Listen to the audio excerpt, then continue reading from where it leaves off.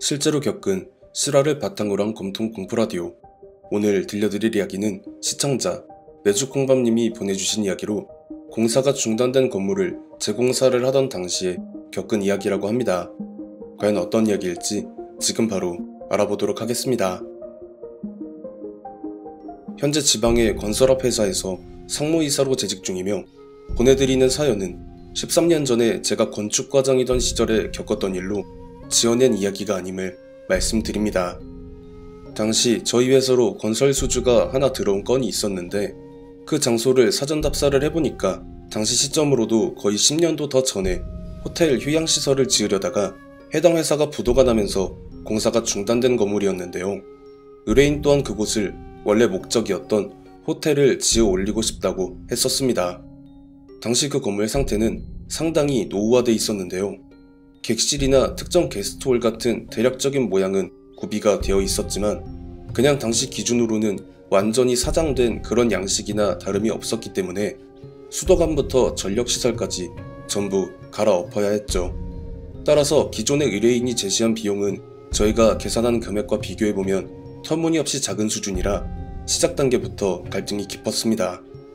어찌저찌 회사의 입장이 관철되어 본격적으로 수주를 시작했는데 고용된 인부분들이 하루가 멀다 하고 귀신을 봤다는 등 더 이상 못하겠다는 등 불만을 표출하거나 그만두는 사태가 지속되다 보니까 계속 완공 기일이 이루어지기까지 정말 돌아버릴 지경이었죠. 인부분들이 목격했다는 귀신에 대한 증언은 거의 대개 장소와 인상착의가 비슷했는데 마무리가 될 때까지 현장에서 함께했던 작업반장님의 증언에 의하면 작업반장님이 특정 한 사람을 지목하면서 연장 좀 갖다 달라고 말을 했는데 지목된 그 사람은 그 말을 못 들었는지 묵묵히 계속 하던 일을 하더래요. 여기에서 핀트가 살짝 나간 반장님이 신경질적으로 고함을 질렀는데도 여전히 하던 일을 계속하길래 뚜껑이 열린 채로 가서 지금 나 무시하냐고 했더니 다른 파트에서 작업을 하던 한 인부분이 오셔서는 여기서 혼자 뭐 하시냐고 말을 걸더라는 거였죠. 그래서 다시 돌아보니 그 자리엔 아무도 없었다고 합니다. 그런데 이런 목격에 대한 증언은 모든 인부분들에게서 들을 수 있었기 때문에 절대 거짓이 아니라는 건 분명하지만 선뜻 납득을 할 수가 없었습니다.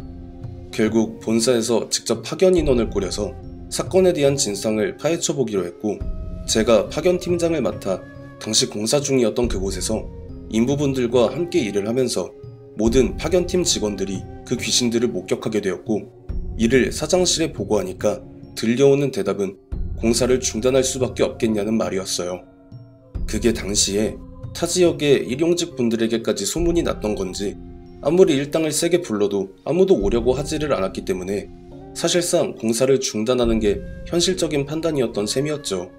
하지만 이미 들어간 공사 대금은 완공되지 않는 이상 의뢰인에게 청구를 할 수 없는 부분이기도 했고 결국 계획의 일부를 수정해서 이미 윤곽이 잡힌 부분은 살짝 막여줘만 하고 수도관은 보수공사만 해서 그대로 사용하는 것으로 합의를 한 다음 다시금 공사를 재개했습니다. 하지만 그 빌어먹을 악재는 저희를 가만히 내버려둘 생각이 없었던 것이었는지 공사를 재개한 이후부터는 그놈의 귀신들이 아예 활개를 치기 시작하더라고요. 당시에 작업반장님과 제가 객실 안쪽 화장실의 타일을 작업하고 있었는데 갑자기 반장님이 어디서 고무공 튕기는 소리가 들린다는 말을 하는 거예요. 그러고 보니 한창 기존 타일을 부수고 새로운 타일을 가는 등 상당히 시끄러운 환경이었는데 알게 모르게 그런 소리가 저에게도 들리기는 했었거든요. 그래서 저는 확인차 화장실에서 나와서 객실 안으로 들어갔는데 정말 이게 현실이 맞나 싶은 기이한 현상을 목격하고 말았죠. 빨간색의 성인 남성 손바닥만한 고무공이 바닥과 천장을 쉴 새 없이 오가며 혼자 튕겨대는 그 광경이란 말로 설명할 수 없는 공포감을 안겨주더라고요. 정확하게 제가 서 있던 공간만 제외하고 객실 안을 쉴 새 없이 튕기는 그 빨간 공은 어느 순간 갑자기 바닥에 떨어지더니 어린 여자아이의 웃음소리가 들렸습니다. 물론 그 소리의 주체는 당연히 눈에는 보여지지 않았지만 이런 공사장 한복판에 고무공은 웬 말이고 어린 여자의 웃음소리가 웬 말이냐. 급기야 이제는 여러 명의 어린아이들이 뛰어다니면서 웃는 소리까지 들려오니까 대략 정신이 멍해지면서 현실 감각을 상실하기 시작할 즈음 작업반장님이 제 팔을 잡고 내달려서 객실 밖으로 빠져나와서는 살다 이런 현장은 처음이라고, 도대체 완공도 안 됐던 건물에서 어떻게 하면 이런 일이 일어날 수가 있는 거냐며 학을 떼시기까지 하니까 진짜 이제는 그냥 포기를 해야 되겠다라는 생각이 들 수밖에 없었죠.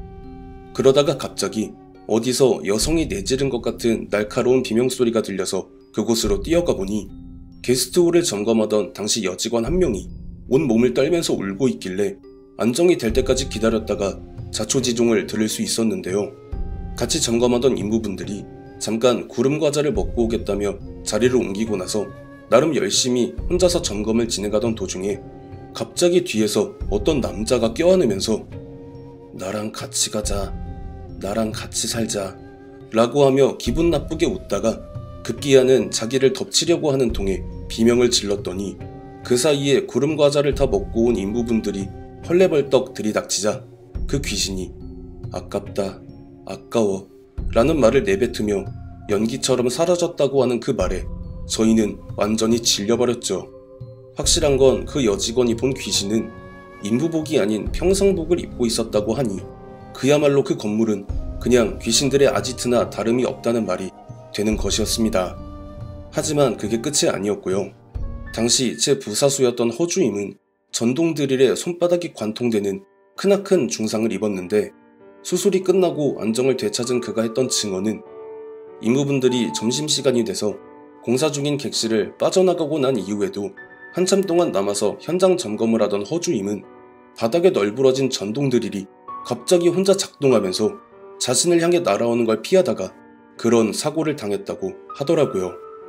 또 다른 인부분은 3층 높이에서 1층으로 추락해서 척추가 골절되는 사고를 당하셨는데 역시나 처음 보는 인부복을 입은 어떤 남자가 갑자기 허공에서 불쑥 나와서는 의미심장한 웃음을 지어 보이면서 자기를 밀었는데 그 힘이 어찌나 셌던지 저항 한번 못해보고 그대로 밀려나가 추락했다고 하며 당시 사고 현장에 함께 있던 다른 인부분이 그 사건에 대해 말씀하시기를 갑자기 그 인부분이 허공에 붕 뜨더니 그대로 1층으로 떨어졌다고 하셨었습니다.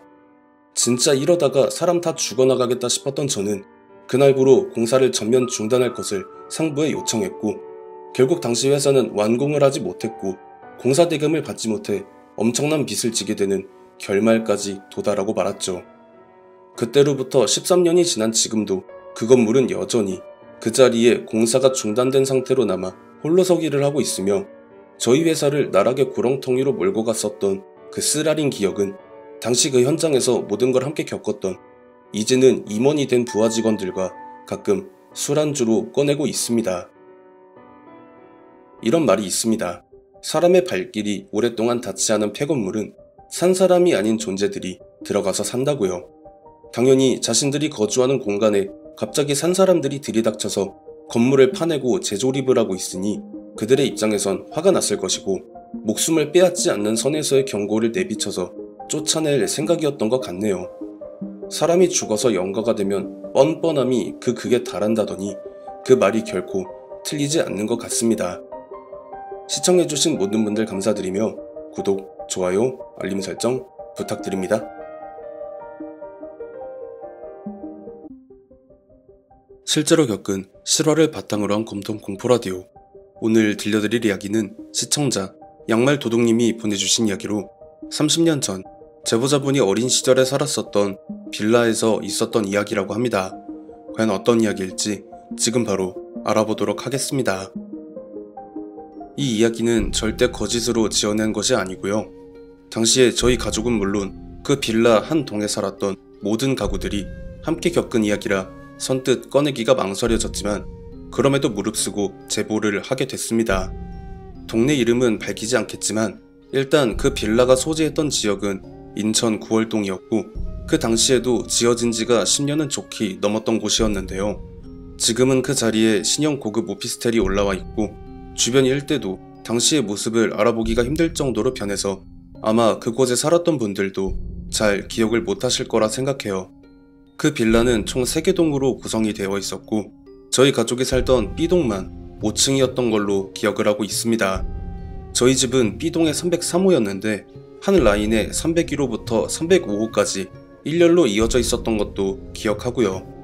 제가 7살 때쯤에 그 집으로 이사를 갔었고 그 일이 벌어졌던 때는 제가 초등학교 6학년 때였는데요. 당시에 302호에 살던 가족이 이사를 나가고 나서 3년 동안 쭉 공실이었다가 정확히 그때쯤에 다른 가족이 이사를 와서 살게 됐고, 당시를 살아보신 분들은 아시겠지만 그때는 윗집 아랫집 옆집 상관없이 다 친했고요. 반찬도 돌려먹고 등하교도 같이 하고 주말이면 다같이 여행도 가고 했던 시절이라 웬만하면 어느 집에 누구 어느 집에 누구 다 이름과 얼굴을 알 정도였고, 역시나 302호에 이사를 왔던 그 가족과도 금방 친해졌죠. 그 집의 아버지와 어머니는 상대적으로 많이 젊으셨던 걸로 기억을 해요. 왜냐하면 당시에 제가 초등학교 6학년이었는데 부모님을 통해 들었을 땐 두 분 다 30대 초반이라고 하셨었거든요. 그에 반해 그 집의 첫째인 미진이라는 아이가 9살이었고 둘째이자 막내인 오진이가 7살 유치원생이었으니 두 분 다 한창일 나이에 결혼을 해서 아이들을 낳고 살아온 분들이라는 말이 되는 셈이었겠죠. 당시에 302호의 어른들은 다른 집의 어른들과는 달리 다툼도 아예 없이 그렇게 금슬이 좋으셨고 애들도 항상 웃음이 만개해서 등하교할 때도 항상 웃고 다녔기에 진짜 좋은 부모님인가 보다, 우리 엄마 아빠도 그랬으면 좋겠다는 안 될 생각까지 했습니다. 그렇게 반년 정도가 지났을 때부터 빌라의 사람들이 뭔가 이상하다는 걸 눈치를 채기 시작했는데요. 웬만하면 반상회의 안주인분들이 안 나오는 경우가 없는데 어머니의 말씀으로는 희한하게 모여서 회의를 할 일이 있어서 찾아가면 그렇게 시끌벅적하던 집이 갑자기 음소거가 된 것처럼 조용해지는 것도 그렇고, 빌라 입구에 보면 우편함이 있는데 그 우편함에는 몇 달째 가스비, 수도비, 전기비 같은 고지서가 단 한 번도 있는 걸 본 적이 없다는 다른 주민분들의 증언과 간혹 전 주인에게 가야 할 우편이 와 있는 경우를 빼면 이상하리만큼 저 집에 사람이 버젓이 살고 있는데 어떻게 이럴 수가 있나 했다는 거였죠. 더군다나 302호의 둘째인 오진이는 분명히 유치원생인데 유치원에 등하원차가 오는 시간에 항상 모든 동의 아이들이 등원을 위해 부모님들과 나와 있는데 오진이의 모습을 본 사람이 단 한 명도 없었다는 거예요. 그것도 그 집이 이사 온 지 반년이 넘는 시간 동안요. 여기에 더해서 당시에 저와 같은 초등학교를 다닌다고 했던 미진이 같은 경우는 자기가 2학년 9반이라고 했는데 당시에 2학년 9반이던 다른 동에 사는 아이들이 몇 있어서 물어보니 그런 애는 없다고 한다는 등 진짜 이상한 게 한두 가지가 아니었다는 거예요. 그리고 모두가 그들에게 이상함을 감지하기 시작한 그 무렵부터 302호 가족들이 기행을 벌이기 시작했습니다. 일단 그렇게 자상하고 인사성이 바르던 302호의 어른들은 같은 동 사람들과 마주쳐도 인사는 고사하고 무표정하고 심드렁한 얼굴로 힐끔 한번 쳐다보고 그대로 집으로 들어가는데, 무슨 그 공상과학 영화에서 보면 프로그래밍 같은 걸로 가상의 인간을 만들어 놓고 테스트를 할 때처럼 자연스럽지 않은 흡사 기계처럼 딱딱딱 각 잡힌 자세로 걸어다니는가 하면 요즘 어떻게 지내냐는 다른 어른들의 물음에도 네 그렇습니다, 네 아닙니다, 요즘 그 고객센터에 전화하면 AI 음성처럼 들리는 그런 목소리로 답을 한다던가 하는 행동을 보이셨다고 해요. 미진이나 오진이 같은 경우엔 아예 집 밖으로 나오질 않는 건지 등하굣길이나 하교를 한 이후에 항상 아이들끼리 놀던 장소에도 보이지 않았습니다. 여기에 한술 더 떠서 당시가 12월의 한겨울의 날씨인데 보일러를 떼지 않는 건지 다른 집에선 연기가 그렇게 뿜어져 나오는데 유독 302호만 잠잠했고요.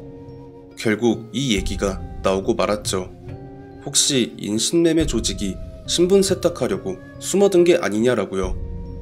201호에 살던 바깥 어른분이 당시에 경찰, 형사로 근무를 하셨었거든요. 이 의혹도 그 아저씨가 제시하신 거였고요.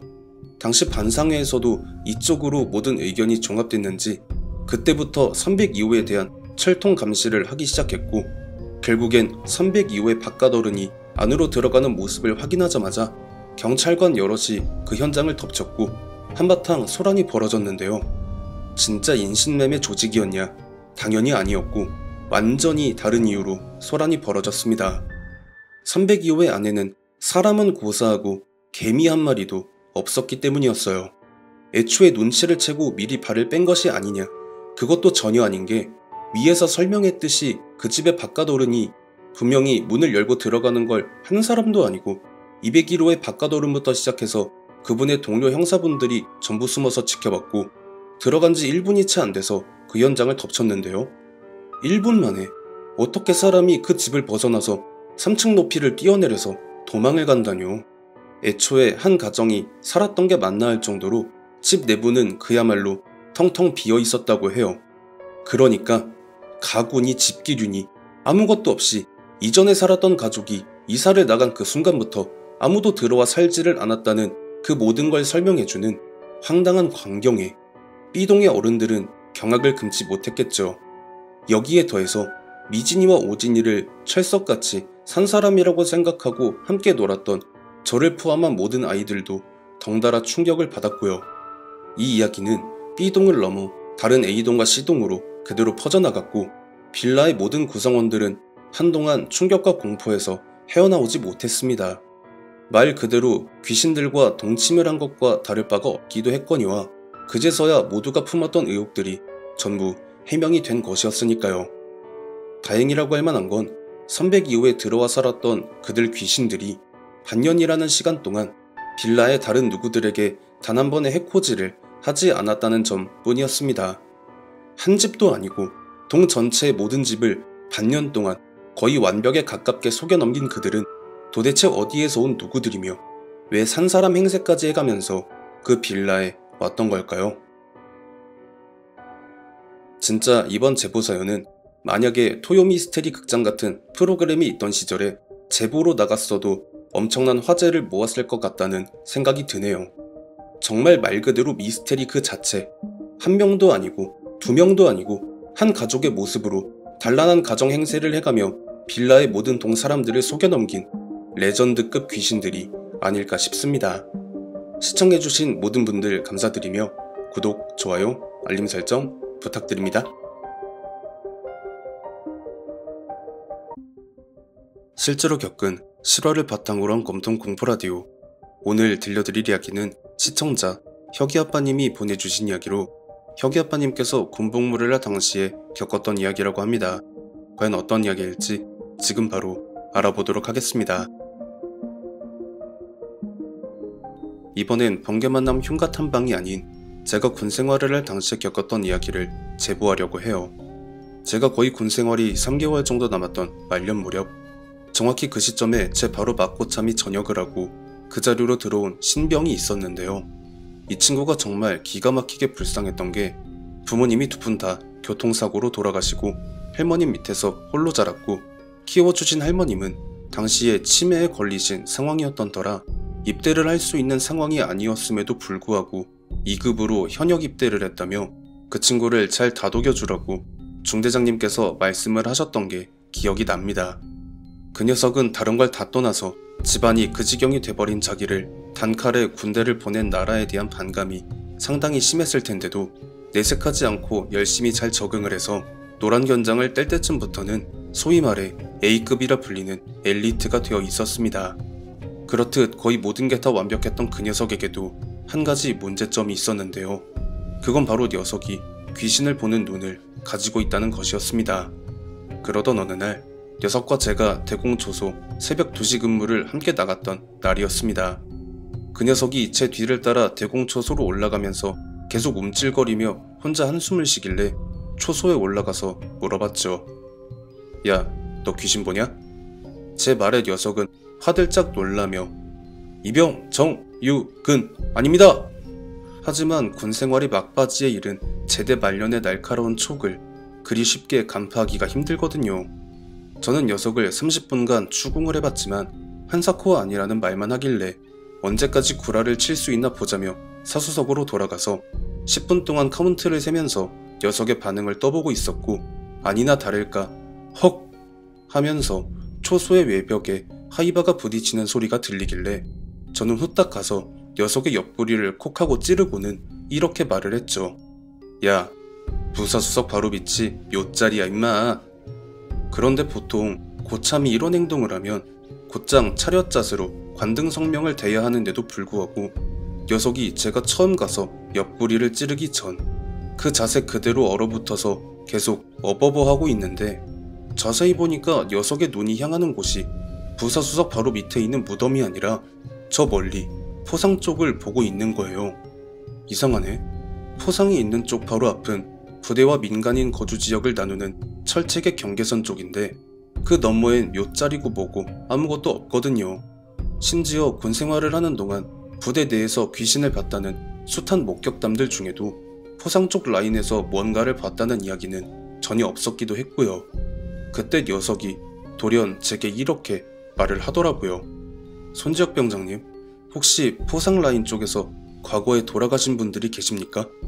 이게 대관절, 무슨 귀신 신나라 까먹는 소리인가 싶어서 나 군 생활하는 동안 저기서 뭘 봤다는 사람은 없었어. 이상해서 그렇습니다. 포상에 올라간 오리콘 포신에 어떤 여자 둘이 있는데 계속 번갈아 뛰면서 손뼉을 맞추고 있습니다. 정말 처음 듣는 이야기였습니다. 그래서 혹시 이놈이 갈굼당하기 싫어서 일부러 연기를 하는 건가 싶어서 반응을 한번 더 떠보기 위해 포상 쪽을 보며 휘파람을 길게 불어봤는데요. 그 순간 녀석이 제 입을 손으로 턱하고 막으면서 손지혁 병장님, 쟤네들이 제일 싫어하는 게 휘파람 소리입니다. 지금 쟤들이 손지혁 병장님 휘파람 소리 내자마자 하던 행동 전부 멈추고 둘 다 똑같은 포즈로 손지혁 병장님 노려보고 있습니다.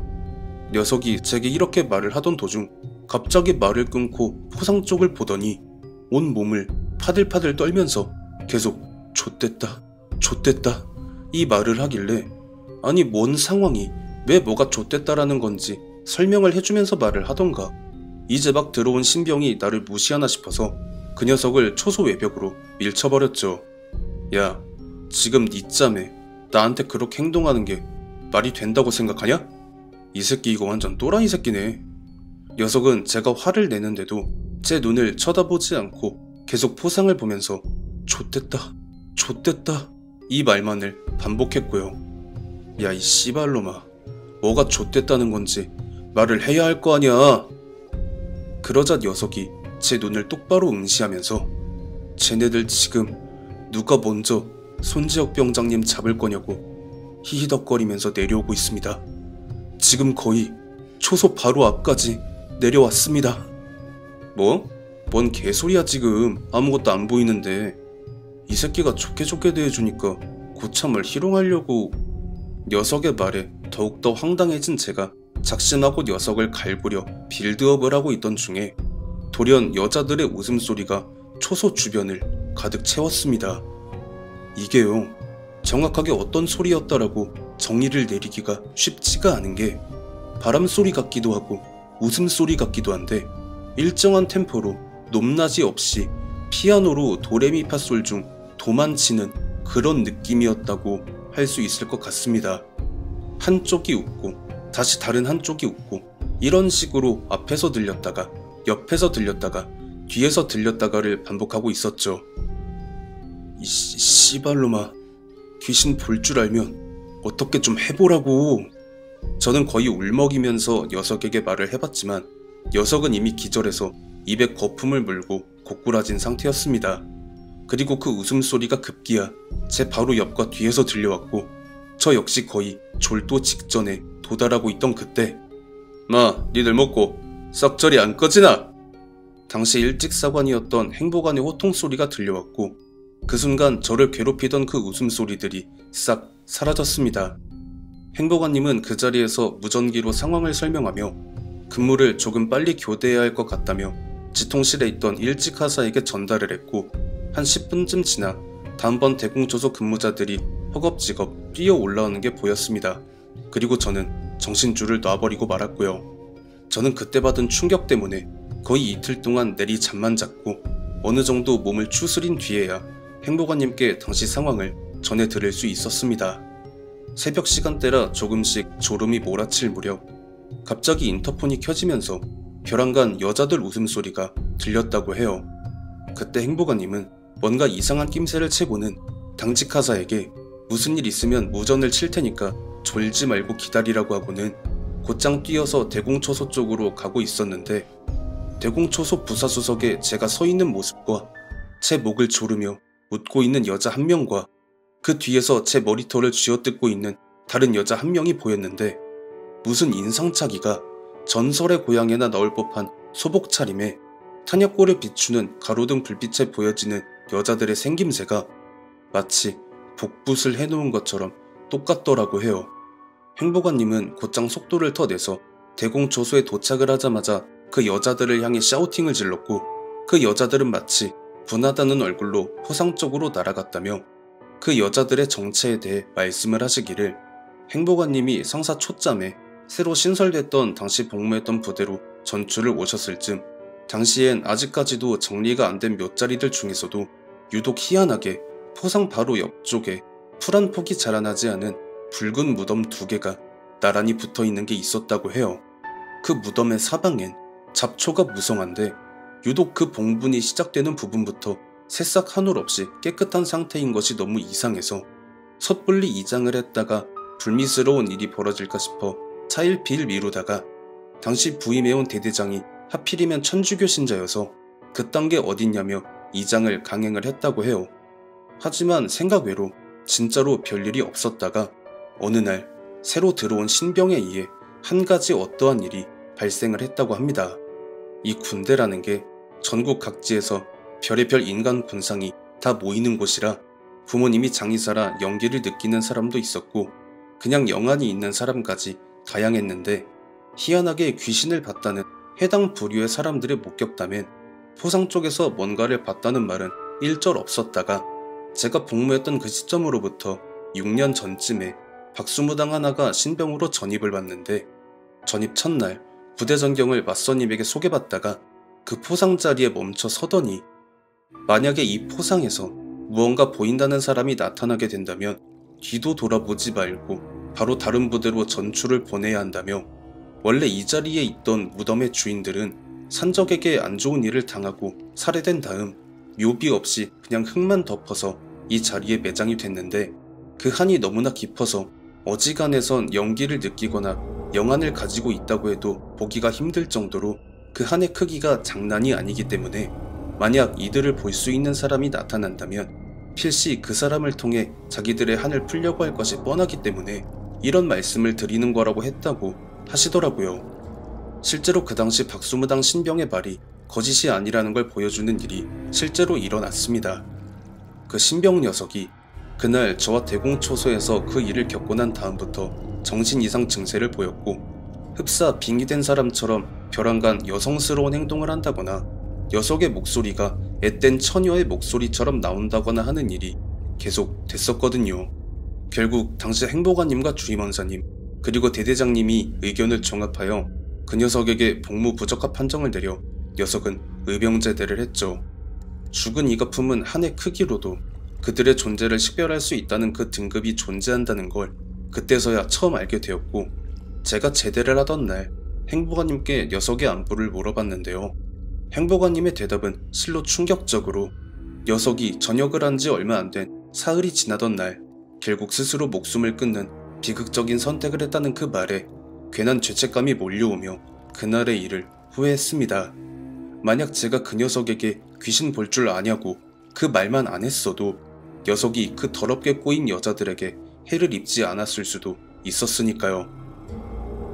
그녀들이 안 좋은 일을 당했고 그 한이 얼마나 깊은지는 알 수 없지만 왜 굳이 그 산적들하고 별 상관도 없이 나라의 부름에 의해 거의 강제로 끌려와 군복무를 해야 했던 한 사람의 인생을 도루묵으로 만들어 버렸는지 도저히 이해를 할래야 할 수가 없을 것 같습니다. 화풀이를 할 거면 비슷한 사람한테나 하던가, 참 꼬여도 대배 꼬이다 못해 라면 면발이 울고 갈 정도의 인성질을 한 그 귀신들, 성불은 개뿔, 지옥에나 떨어지길 간절히 기도하겠습니다. 시청해주신 모든 분들 감사드리며 구독, 좋아요, 알림 설정 부탁드립니다. 실제로 겪은 실화를 바탕으로 한 검통 공포라디오.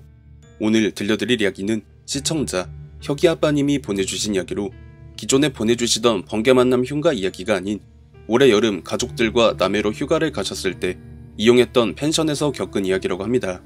과연 어떤 이야기일지 지금 바로 알아보도록 하겠습니다. 오랜만에 사연을 제보하는 것 같네요. 이번 사연은 제가 올해 여름에 가족들과 남해로 휴가를 가서 겪은 일이고요.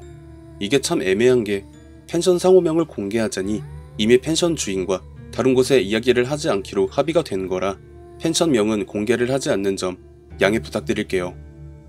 8월 중순이었어요. 보통 저랑 같은 임원급들은 휴가를 일찍 다녀오지만 저는 제가 맡은 파트에서 내는 성과가 너무 부진해서 거의 일반 사원들과 비슷한 시기에 휴가를 가게 됐고, 그 때문에 성수기라 사람이 몰려서 매우 비싼 방값을 치러야 했죠. 그나마도 첫째 혁이와 둘째의 키가 저만큼 커져버린 상황이라 모텔이나 민박집을 잡기도 모양새가 이상해서 나름 널찍한 펜션으로 방을 잡으면서 시작부터 그닥 기분이 좋은 휴가가 되지 못할 것을 직감했지만 따로 내색을 하진 않았습니다. 그렇게 펜션에 도착해서 짐을 풀고 아이들은 1층에 있는 방에 한 명씩 쓰게 했고, 저와 와이프가 2층에 있는 넓은 방을 쓰기로 하고 관광 명소를 들러 사진도 찍고 신나게 놀다 보니 어느새 울상이었던 아이들도 잘 웃고 잘 놀고 하는 모습을 보면서 마음속에 있었던 응어리가 조금씩 풀어졌고, 밤엔 숙소로 돌아와서 바베큐 파티도 하면서 즐겁게 첫날을 보내고 와이프와 잠자리에 들었습니다. 그러던 중 새벽에 잠에서 깬 저는 불이 꺼진 1층에 있는 화장실로 가기 위해 계단을 내려가다가 주방의 냉장고 앞에 서서 누군가와 이야기를 나누고 있는 혁이를 보게 됐고, 혁이에게 잠 안 자고 불 다 꺼진 데에서 혼자 뭐하냐며 다가가는데 혁이가 제 말이 들리지 않는 건지 계속 누군가와 대화를 하고 있길래 전등 스위치를 켜고는 여기서 뭐하고 있었냐고 하니까 퉁명스럽게 별거 아니라고 말하고는 다시 자기 방으로 들어가더라고요. 아이에게 목류병 같은 게 있었던 건가, 아니면 지난번 그 일 때문에 영안이 트인 것 때문에 이 세상의 것이 아닌 다른 것과 대화를 나눈 건가 심란한 마음에 냉장고를 열어 캔맥주 3캔을 연달아 들이붓고 있는데 갑자기 제가 켜놓은 1층의 불이 꺼지더라고요. 그것도 불이 나가고 그런 느낌이 아니라 정확히 누군가가 전등 스위치를 눌러서 끄는 소리가 들렸죠. 저는 전등 스위치가 있는 쪽을 쳐다봤지만 아직 어둠에 눈이 적응되지 않았는지 당장 눈앞에 식별되는 어떤 물체는 보이지 않았고요. 결국 다시 일어나 전등 스위치 쪽으로 가려는 저는 급히 동작을 멈출 수밖에 없었습니다. 왜냐하면 제 뒤에서 사람의 말소리가 들렸기 때문이었어요. 어디가? 나 여기 있어. 가늘은 여자의 목소리, 아니면 변성기가 채 오지 않은 어린 소년이 내는 얇은 톤의 남자 목소리. 저는 뒤를 돌아보고 싶었지만 왠지 모르게 입을 다물고 멈춰있는 그 자세에서 미세한 움직임조차 낼 수 없었고, 그렇게 점점 식은땀이 등줄기를 타고 흘러내리는데 다시 제 뒤에서 말소리가 들려왔습니다. 어차피 너한텐 관심 없어. 네 아들 다시 데리고 나와. 두 번째 말소리가 들려오고 나서야 알 수 있겠더라고요. 그 목소리는 분명히 여자아이의 목소리였습니다. 그리고 저에겐 관심이 없고 혁이에게 관심을 보이는 느낌과 혁이가 잘못될 것 같다는 생각이 들었던 저는 그 말소리의 주체를 향해 있는 힘껏 뒤돌아보면서 안 돼. 할 말 있으면 나한테 하고 내 아들한텐 관심 갖지 마라. 이렇게 말을 하니까 그 순간 전등이 꺼졌다 켜지기 시작했고 찬장의 문들 역시 열렸다가 닫혔다가를 반복하다가 어느 순간 동시에 멈추더니 비명소리였던가? 아니면 고함소리였는지 싶은 괴성이 쩌렁쩌렁하게 저희 가족이 묵고 있던 펜션 전체를 가득 채웠죠. 이쯤 되니 정신이 대략 멍해지면서 온몸에 힘이 빠지더라고요. 언젠가 번개 만남으로 갔던 폐 호스텔에서 겪었던 그때 그 느낌과 정확히 일치하면서도 어딘가 모르게 닮은 듯 다른 두 존재는 분명 원하는 바가 다르다는 게 느껴졌어요. 그 호스텔에서 만났던 남자가 내지른 절규와 원하는 바는 함께 갔던 일행들 중 누군가를 향했지만 딱히 스스로가 가진 힘으로 빙의라던가 어떤 능력을 행사하는 것이 불가능하니까 스스로를 비관하는 느낌이었다면, 펜션에서 느낀 그 존재는 네가 못하겠다면 내가 가면 그만이고 어디서 아무것도 아닌 게 으름장이냐 하는 느낌이었달까요? 그리고 그런 부분을 느끼는 순간 저는 어디서 그런 힘이 났는지 혁이가 자러 들어간 방의 문 앞으로 내달려 그 앞에 서서는 절대 안 된다고 악다구니를 썼고, 그러는 사이 그 무언가가 휙 하고 날아들어서는 제 몸통에 부딪히는 감각이 느껴지면서 어떤 장면들이 필름을 감는 것처럼 보여지기 시작했습니다. 장면에 보여지는 펜션은 환한 햇볕이 들이치고 있었고 어떤 남자와 이제 막 고등학생이나 되어 보이는 한 여자가 심하게 다투는 모습이 보였습니다. 그리고 그 다툼은 말로 시작해서 점점 격해지더니 어느덧 몸싸움으로 번졌고 그들이 싸우는 소리에 놀라 다른 방에서 급하게 나오는 다른 일행들이 둘의 싸움을 뜯어말리다가 그 반동으로 배치된 가구의 모서리 부분에 머리를 강하게 부딪힌 그 여자의 머리에서 다량의 출혈이 발생하는 모습이 보이다가 장면이 전환되면서 일행들 중 누군가가 밖에 나가서 구해온 집채만한 캐리어에 그 여자를 옮겨 담고는 바닥에 뿌려진 혈흔을 닦아내고 황급히 퇴실을 하는 모습을 끝으로 다시 현실로 돌아왔죠. 제가 자기 방 앞에서 숨을 헐떡이면서 엎어져 있으니 그 모습에 놀란 혁이가 저를 부축해서 일으켜서는 저를 침대에 눕히고는 방 문을 닫고 거실로 나가는 모습을 보면서 안 돼. 나가면 안 돼, 혁아. 이 말이 입 밖으로 나가려다가 마치 누군가에 의해 입이 틀어막히는 느낌과 함께 온 몸이 가위에 눌리듯 그대로 굳어버렸고 혁이의 고함 소리가 들렸습니다. 너 뭐야? 씨발 오지 말라고. 오지 말라고 이 개새끼야! 그런 혁이의 욕설 섞인 고함 소리에 놀란 와이프가 계단을 급히 뛰어 내려오는 소리.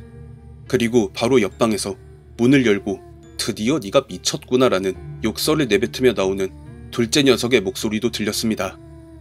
그렇게 가까스로 그 압박감에서 벗어난 저는 어기적거리며 문을 열고 거실로 나가서는 온 몸이 축 늘어져서 와이프에게 안긴 혁이와 그런 두 사람을 보고는 멘탈이 무너져 아무 말도 못하는 둘째의 모습과 여전히 누군가가 장난질을 치듯 아무도 건드리지 않는 전등 스위치가 혼자 연신 눌려지며 거실에 불이 켜졌다가 꺼졌다가를 반복하는 광경이 눈에 들어왔죠.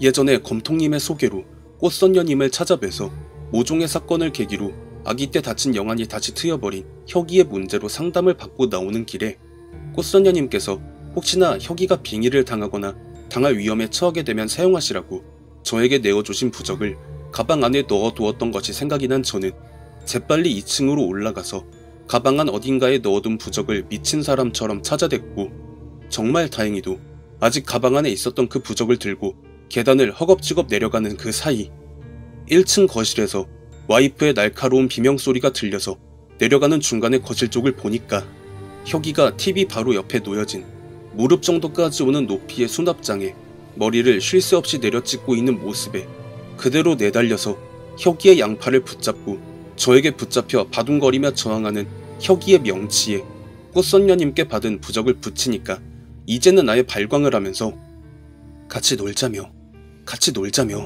같이 가자 거의 눈이 뒤집혀서 일정한 톤으로 저 말을 반복해대는 통에 저는 차라리 날 데리고 가라고 울다시피 절규를 하면서 나머지 부적을 몸 이곳저곳에 붙이자 기운이 다 했는지 혁이의 몸이 다시금 힘이 빠지며 늘어지더라고요.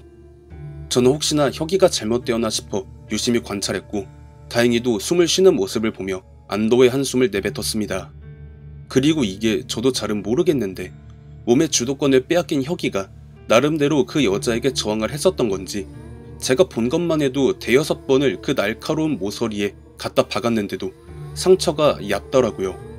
그냥 살짝 패여서 살점의 일부만 도려내진 정도에 그치는 상태였어요. 그 사이에 전화를 받고 온 구급대원분들이 이 정도면 굳이 병원으로 이송을 갈 정도까진 아니라며 간단히 처치만 해주시고 날이 밝으면 인근 병원에 내원해서 치료를 받으라고 하시곤 돌아가셨죠. 그렇게 저와 와이프는 남은 시간을 뜬 눈으로 지새우다가 날이 밝자마자 급히 퇴실을 하고 꽃선녀님을 찾아뵙고 사정을 설명해서 그날 잡힌 예약을 전부 스킵하고 혁이에게 빙의된 그 여자를 떼어낼 순 있었지만 근본적으로 혁이가 태어날 적부터 몸이 약했던 탓에 작정하고 달려드는 영가들을 막아내기가 쉽지 않다고 하시면서 영안이 자연적으로 다치기 전까진 반드시 평생 몸에 지니고 다녀야 한다며 퇴귀의 역할을 하는 키링 하나를 내어주셨습니다. 그리고 그 키링을 내 목숨처럼 여기고 지니고 다니라며 혁이에게 쥐어준 다음에야 비로소 마음을 놓을 수 있었고요. 그렇게 혁이의 일을 처리한 저는 그 다음으로 그날 묵었던 그 펜션을 찾아가서 사회적으로 공론화시키기 전에 제대로 털어놓으라며 펜션 주인을 압박했습니다. 그러자 펜션 주인은 우물쭈물하면서 이야기를 털어놓았죠. 대략 5년 전쯤엔가 고등학생들끼리 단체로 그 펜션으로 4박 5일을 놀러왔는데 이틀이 지나고 나서는 갑자기 체크아웃을 하고 나갔었고, 그날 이후로 다시 정상적으로 영업을 하며 일상을 보내던 중 이상하게 그 건물에 묵었던 사람들이 밤에 귀신을 봤다던가, 혹은 분명 처음 바베큐 파티를 할 때는 없었던 사람이 어느 순간 같이 고기를 먹고 있었다더라 하는 이야기를 했었고, 이를 이상하게 여긴 펜션 주인이 손익계산을 포기하고 3일 동안 영업을 멈춘 뒤 무속인을 불러다가 보니까 그때 그 고등학생들끼리 술을 먹고 몸싸움을 벌이다가 한 여자아이가 목숨을 잃었다는 것을 알게 되고는 몇 년 동안을 그 건물만 영업을 하지 않고 있다가 제가 숙소를 알아보고 있을 그때쯤에 이제 몇 년 지났으니까 괜찮겠지 하고 그 건물에 다시 손님을 받기 시작했고, 그 손님이 저와 저희 가족들이었다는 말이었죠. 그리고 이를 녹음을 한 저는 내 아들이 그날 밤에 어떤 일을 겪었는지 아냐면서 사회적으로 매장을 시켜버리겠다고 화를 냈지만, 다르게 생각해보면 결국 그 펜션 주인분도 사람이고 자영업으로 생계를 유지하는 입장이니 조건을 내걸었습니다. 다시는 그 펜션 건물에 손님을 받지 마시라고요. 그렇게 그 펜션 주인분도 자기가 다 잘못 생각했다, 미안하다 하시면서 수긍을 하셨고, 저는 바로 수긍을 하고 잘못을 시인하는 펜션 주인분의 태도를 보며 그 녹음본을 삭제하고 다시 집으로 돌아갔습니다. 물론 그 펜션 주인분이 그 건물에 다시 손님을 받고 있는지는 누이도 매부도 모르는 부분이며, 설령 다시 손님을 받고 있다고 해도 이미 녹음본을 삭제해버린 마당에 이를 공론화시킬 명분도 없기에 그저 그 펜션 주인분의 양심에 온전히 맡길 수밖에 없겠지만요. 저는 부디 혁이가 그 키링을 몸에서 떼어내지 않길 바랄 뿐이에요. 먼저 번에 이 이야기를 제보해 주시기 전에 첫째 혁이가 친구들과 이름 모를 흉가를 찾아가서 그 흉가의 마당에 있던 봉분 위에서 뛰어놀고, 흉가 안에서 미성년자는 결코 해서는 안 될 파티까지 벌여댄 일 때문에 아기 때 다쳤던 영안이 다시 트였다는 이야기를 보내주신 적이 있었고, 저는 그 당시 꽃선녀님께 말씀을 드려서 혁이 아빠님께 도움을 드릴 수 없겠냐고 부탁을 드렸던 적이 있었습니다. 영안이 열린 사람들마다 체질적인 차이도 있고 저처럼 딱히 그런 걸 타지 않고 영향을 받지 않는 사람이 있는 반면에 혁이처럼 선천적으로 기가 약한 분들이 영안이 트이게 되면 정말 세상의 모든 온갖 고생을 다 달고 살게 되는데 참 안타까운 부분이라고 생각해요. 부디 혁이의 영안이 빠르게 닥치길 기도하겠습니다. 시청해주신 모든 분들 감사드리며 구독, 좋아요, 알림 설정 부탁드립니다.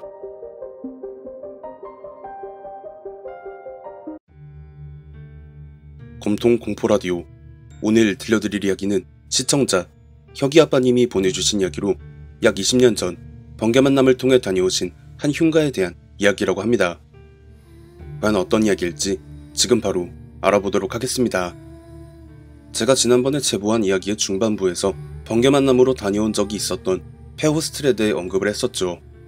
그 호스텔에 관한 이야기를 들었던 시점은 제가 아직 와이프를 만나기 전인 한창 제 MR을 타고 전국을 누비며 온갖 흉가란 흉가는 죄다 들쑤시고 다니던 무렵에 언젠가 곤지암 남양정신병원에 갔을 때 인연이 다 연락을 하며 지내던 시군과 가졌던 술자리에서였고, 녀석의 말에 의하면 그 호스텔에 다녀갔었던 모든 사람들이 3층 복도 끝에서 어떤 남자의 목소리를 들었다고 하며, 더 심한 경우는 그 남자가 거의 반쯤 형체를 드러내서 자신의 사연을 구구절절 늘어놓기까지 했다는 말에 곧장 그 호스텔에 갈 결심을 하게 되었습니다.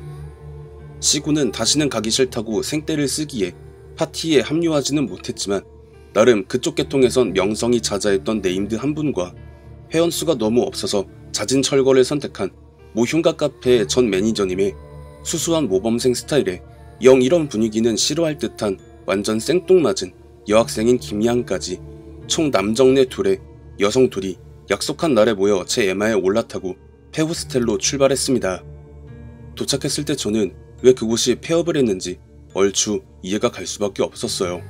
말이 유스 호스텔이지 이건 그냥 모텔 건물 두 동이 나란히 서있고 어딘가 모르게 급조한 티가 펄펄 풍기는 운동장에 딸랑 하나 서있는 농구 골대, 그냥 개나 소나 다 유스 호스텔 해보겠다고 불나방처럼 뛰어들어대니 그 흐름에 편승하려다가 결국 본전도 못 찾은 꼴이 딱 그곳이 아닐까 할 정도로 초라하기 그지없었죠. 늘 그랬듯 저와 일행들은 간소한 제사상을 차려서 조용히 둘러만 보고 나가겠습니다 하고 예의를 차려준 뒤에 두근거리는 가슴을 진정시키며 들어갔고, 첫 입구부터 다 함께 이상한 감각을 느끼게 되었으니 정말 한치의 오차도 없이 정확히 얼굴에 물음표가 떠오른 채로 서로를 어이없다는 듯 쳐다봤죠. 일단 저는 제 정수리를 누군가가 손바닥으로 짧게 때리는 느낌을 받았는데요. 다른 일행들은 나는 엉덩이, 나는 어깨, 나는 등짝 이러더라고요. 발을 들이밀자마자 이런 일이 벌어진다는 건 필시 이 건물을 꽉 휘어잡고 있는 강력한 무언가가 있다는 뜻이었고, 나름 잔뼈가 굵었던 저와 네임드 형님은 쉽지 않겠다는 표정을 지으면서 함께 온 일행들에게 굳이 원하지 않으면 차에 가서 기다리고 있어도 된다고 얘기했지만 나머지 2명의 의지는 확고했어요. 몽둥이를 들었으면 나무판자라도 때려봐야 하지 않겠냐는 완고한 입장을 취하기에 우리도 책임은 못 진다고 단단히 말뚝을 받고 분주히 안으로 들어갔죠. 점점 안으로 들어갈수록 습기가 너무 가득해서 덥다는 느낌이 들기 시작하니 그곳은 마치 한여름날 에어컨이 켜져 있지 않은 지하철에 몸을 담그고 있는 느낌이 너무 강했고, 아이러니하게도 당시는 영하 5도에 달하는 한겨울이었거든요. 결국 하나둘씩 입고 온 외투를 벗기 시작했고, 외투를 벗었는데도 더위가 가시질 않아서 마지막엔 다들 딸랑 민소매티 한 장만 걸친 옷차림이 되어버렸습니다. 솔직한 생각으론 흉가가 뿜어내는 그런 기분 나쁜 느낌도 전혀 들지 않았고, 어떤 특정 잡음이나 소리가 잡히는 부분도 없었으며 첫 끝발이 개 끝발이었나 보다 신고식만 요란했지 막상 까보니 알맹이 없는 배추였다며 모두가 실망을 하고 있는 사이, 어느덧 시군이 말해준 3층에 올라선 저와 일행들은 각자 2명씩 쪼개져서 어느 쪽 복도에 남자의 목소리가 들리나 확인을 해보자며 발길을 옮겼고, 곧 머지않아 2 여자가 걸어간 복도의 끝에서 고막을 파괴하는 비명소리가 들려왔습니다. 그 비명소리에 정말 고막이 찢어져 피가 흐를 것만 같았고 머리가 띵해지며 어지러움을 느끼려는 찰나, 금방 전까진 분명 습기가 가득해서 땀이 미친듯이 흘러내렸지만 순식간에 공기의 흐름이 반전되더라고요. 마치 냉동창고에 막 들어온 느낌이었다고 할까요? 저와 네임드 형님은 곧장 매니저님과 김양이 있을 복도 끝으로 내달렸고, 정말 있는 힘을 다 쥐어짜서 달려가는데도 가까워지질 않았습니다. 무슨 공간 능력자인 건지 뛰어가면 갈수록 반대편 복도 끝이 점점 멀어지는 황당함에 서로를 번갈아 본 저와 네임드 형님은 잠시 발을 멈췄죠. 그리고 네임드 형님이 가방을 뒤적거리면서 무언가를 다급히 찾다가 마치 유레카를 외치는 아르키메데우스 같은 밝은 표정을 짓더니 손에 쥔 무언가를 투포한 선수 뺨치는 풀스윙으로 집어 던졌고, 곧 벽에 부딪히며 와장창 깨지는 소리가 들리는 순간 그 형님이 제게 "뛰어!" 정말 높은 하이톤의 목소리로 소리쳤고, 그와 동시에 엄청난 가속도를 받는 느낌이 들면서 순식간에 반대편 복도 끝에 도달한 저는 제 눈앞에 보이는 시커먼 사람의 형체를 볼 수 있었습니다. 그 검은 사람 형체가 2 팔을 위로 뻗은 채로 서 있고 양 옆으로 주저앉아서 벌벌 떨고 있는 매니저 누님과 김양의 모습이 보이면서 굉장히 탁한 중저음의 남자 목소리로 무언가 쉴 새 없이 중얼거리는 소리가 들려오길래 숨을 고르고 귀를 활짝 열어서 대관절 무슨 소리를 중얼거리는지 들어보니 그냥 가관 그 자체더라고요. 이곳에 혼자 방치된 지 너무 오래됐다. 그래서 너무 외로웠다. 남들 다 하길래 나도 성공할 줄 알고 있는 돈 없는 돈 다 털어서 업장을 차렸다. 하지만 하루가 지나고 일주일, 한 달, 1년이 다 돼가도록 단 한 팀도 방문하지 않았고 나는 엄청난 적자와 빚더미에 올라 파산할 수밖에 없었다. 그래서 처지를 비관한 나는 이 방에서 농약을 먹고 스스로를 죽였다. 그렇게 내가 죽고 폐업한 이 건물에 점점 사람들이 몰려오기 시작하니까 열이 받았다. 왜 내가 살아서 이 업장을 운영할 때는 코빼기도 안 보이던 사람들이 내가 죽고 업장이 망하니까 왜 이제 와서 구경하겠다고 몰려드는 거냐.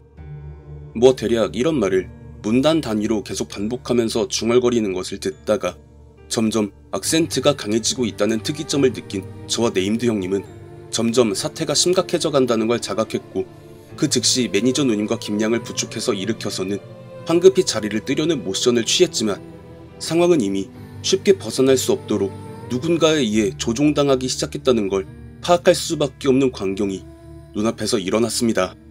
제 이마에 달려있는 헤드라이트에 비춰지는 그 검은 형체가 점점 뚜렷해지기 시작하더니 당시에 저와 비슷한 나이대의 남자의 모습으로 드러났어요. 그 남자의 두 눈에선 피눈물이, 그리고 형체가 허물어져 알아보기 힘든 입과 턱 부분에선 시꺼먼 무언가가 꿀렁거리면서 바닥에 흥건하게 흘러내렸습니다. 매니저 누님은 그걸 보자마자 액 하는 단말마와 함께 정신을 잃었고, 김양은 지금 자기가 꿈을 꾸고 있는 거냐며 정신나간 사람 마냥 헤헤실실 웃기 시작하더라고요.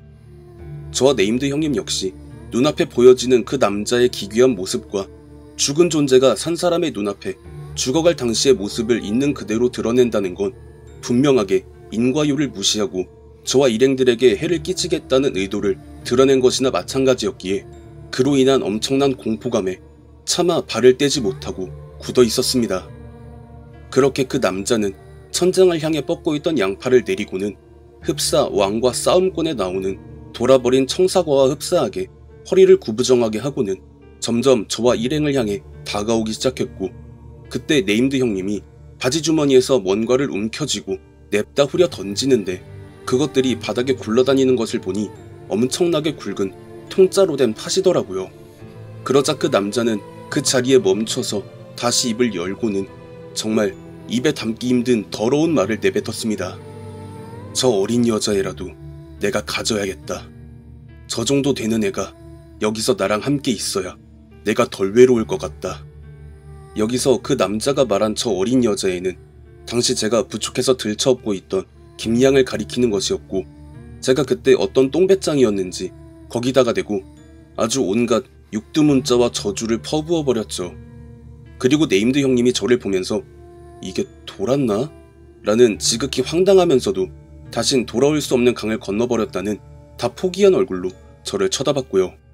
그렇게 저의 험한 욕설을 들은 그 남자는 결국 있는 대로 열이 받았는지 정말 지금 생각해도 오던 잠이 깰 정도로 무섭게 소름 끼치는 절규를 듣게 됩니다.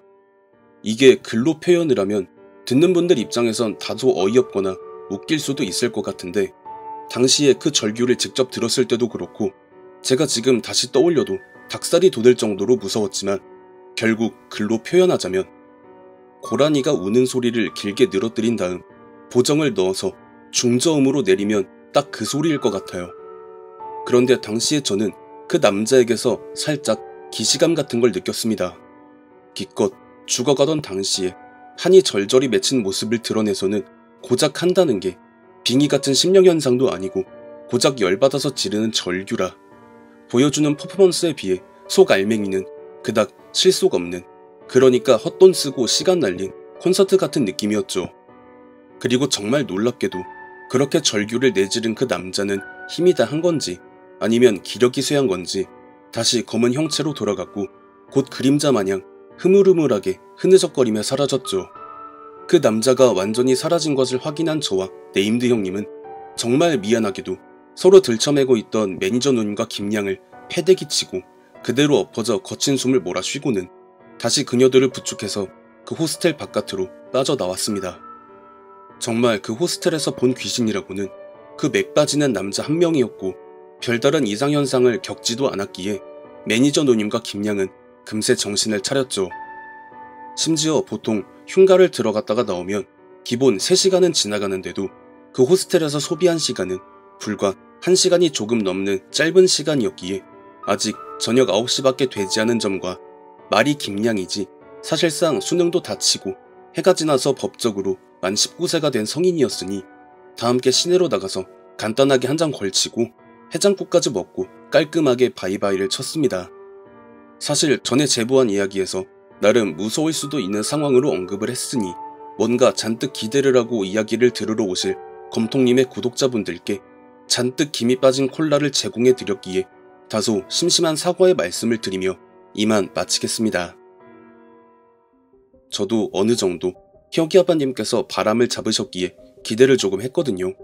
물론 이번에 제보해주신 이야기가 퀄리티가 떨어진다거나 별 볼 일 없다는 건 아니지만 기대가 큰 만큼 실망도 살짝 컸다거나 할 수 있을 것 같네요. 그래도 짬을 내서 이야기를 보내주셨으니 저 역시 심심한 감사의 말씀을 드리고 싶네요.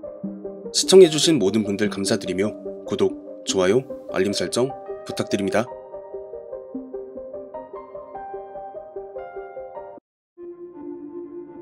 실제로 겪은 실화를 바탕으로 한 검통 공포라디오.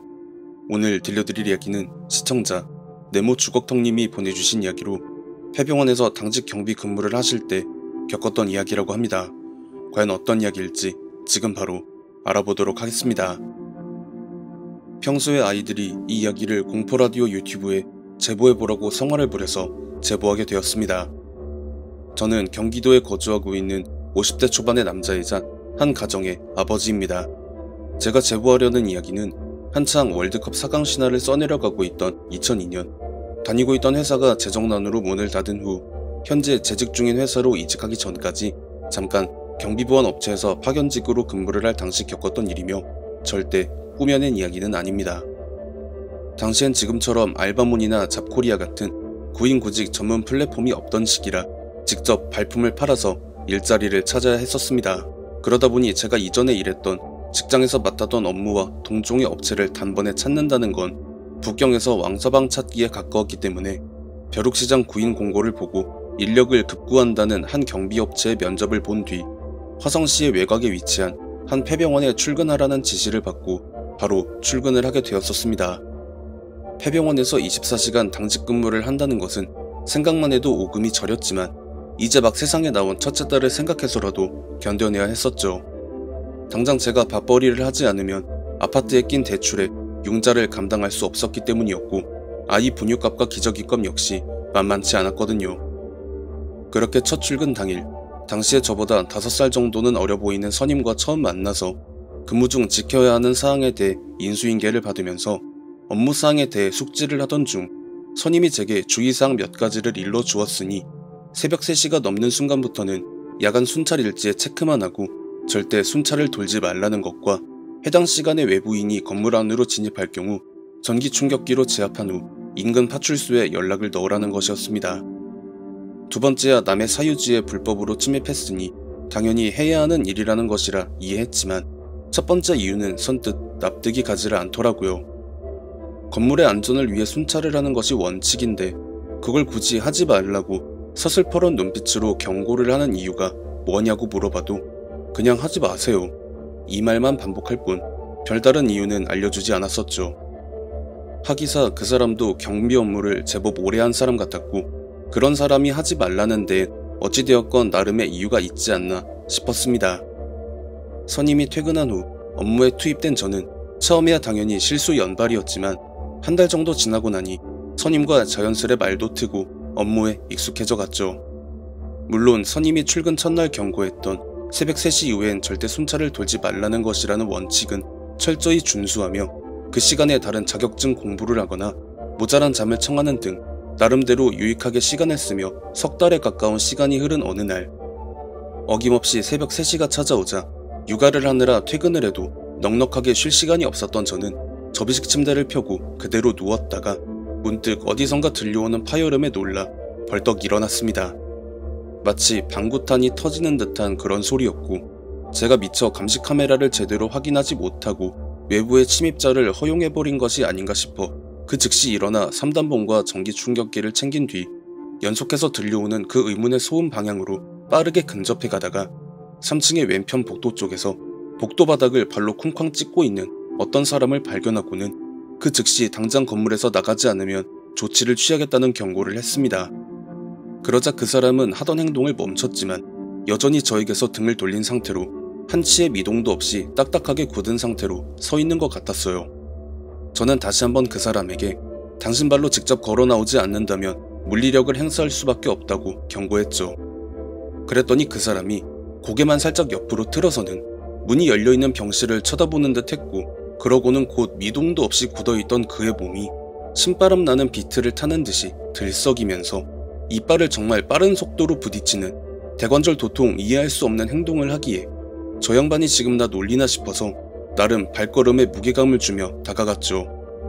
그렇게 그 사람에게 다가가서 3단봉을 꺼내들고 당신 지금 여기서 뭐 하는 거냐고 위협을 가려는 찰나 제 귀에 뭔가 이해하지 못할 그런 소리가 똑똑히 들려오더군요. 뭐랄까, 스슥 타닥 스슥 타닥. 흡사 커튼을 빠른 속도로 열고 닫고 하는 그런 소리였고, 정말 어이없게도 그 병원의 모든 병실엔 사실상 창문 샤시 정도를 제외한다면 남아있는 다른 기물이 없는 상태였기에 그런 소리가 날 이유가 전혀 없었습니다. 그렇다는 건 들고양이거나 제 눈에 보이는 그 사람을 제외한 다른 무언가가 그 병실에 있다는 말도 될 수 있었겠죠. 3개월 가까이 일을 하면서 처음 겪는 일이었기에 오늘 무슨 재수 옴부 텄나 싶어서 신경질적으로 병실을 향해 고개를 돌린 저는 그 순간 제 두 눈을 의심해야만 했습니다. 그 성인 오락실이나 카지노에 가면 슬롯머신이라고 있거든요.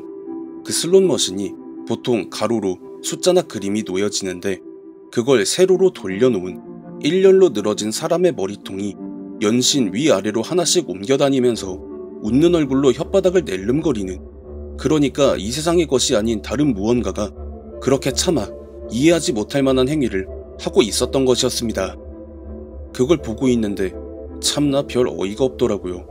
무섭다라는 느낌은 크게 받지 않았지만 그 귀신이 보여주는 정말 사람 열받게 하는 야비하게 웃으면서 서로 다른 얼굴들이 위아래로 방향을 바꿔가며 그 짓거리를 하고 있었고, 그 행동을 제외한 다른 어떤 행동을 하지 않았기에 더욱 그렇게 느껴질 수도 있었던 것 같았습니다. 일단 저는 침착하게 전기 충격기로 무단 침입을 한 그 사람을 기절시켜놓고, 제가 그러고 있는 순간에도 그 어이없는 행동을 무한히 반복하고 있던 그 귀신은 어느 순간 흥미가 식은 듯이 무표정한 얼굴로 바뀌었고, 일정 시간을 그 무표정한 얼굴과 눈빛으로 저를 바라보다가 대뜸 그 크기가 작아지더니 웬 초등학생 정도로 보이는 아이의 모습으로 바뀌었습니다. 그러고는 저에게 김서방, 자네 혹시 도깨비라고는 들어봤나? 세상 천진난만한 아이의 목소리로 제게 이렇게 말을 하더라고요. 도깨비? 전래동화에 나오는 그 뿔 달리고 방망이 들고 설치는 냄새나는 팬티 입고 다니는 그거 말하는 건가? 라는 생각을 했습니다. 그러자 그 아이가 연신 손뼉을 치고 깔깔거리며 웃으면서 그거는 저기 옆나라 애들이 꾸며낸 얘기야. 이게 내 원래 모습이고, 마치 제 생각을 읽은 것처럼 말을 하더니 내 땅을 건든 건방진 김서방들한테 본보기를 보일 생각이었어. 그런데 너는 특별히 살려줄게. 날이 밝는 대로 이곳을 떠나. 네 딸 덕분에 산 줄 알고. 이 말을 끝으로 벽을 통과하여 사라지는 아이를 보며 내가 지금 누워서 자다가 꿈을 꾸는 건가 싶어서 셀프로 뺨따기를 쳤지만 심이 아픈 걸 보니 현실인 것을 알겠더라고요. 진짜 도깨비를 본 건가 싶었고, 혹 지금 내가 서 있는 이 건물터가 말로만 듣던 도깨비터인가 하는 생각과 함께 문득 어린 날 할머니의 손을 잡고 갔었던 한 당집에 대한 기억이 떠올랐습니다.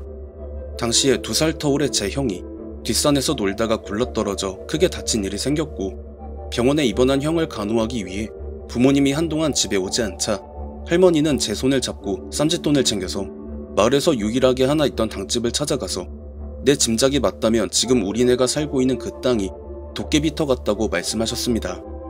그리고 그 무속인 역시 그래서 지난날 내 신모님이 그 땅에 집을 짓는다는 걸 듣고 말리지 않았었냐고 맞받아치면서 어른네 아드님하고 며느님도 그 집에 살기 시작하고 나서 잦은 병치레를 달고 살지 않았느냐고. 그나마 그 터 주인이 착해서 그 정도에 그치고는 있지만 도깨비라는 것들이 원래 천성이 악해서 언제 돌변할지 모르니까 빨리 그 집에서 나가라고 이 말을 하셨던 기억이 떠오른 것이었죠.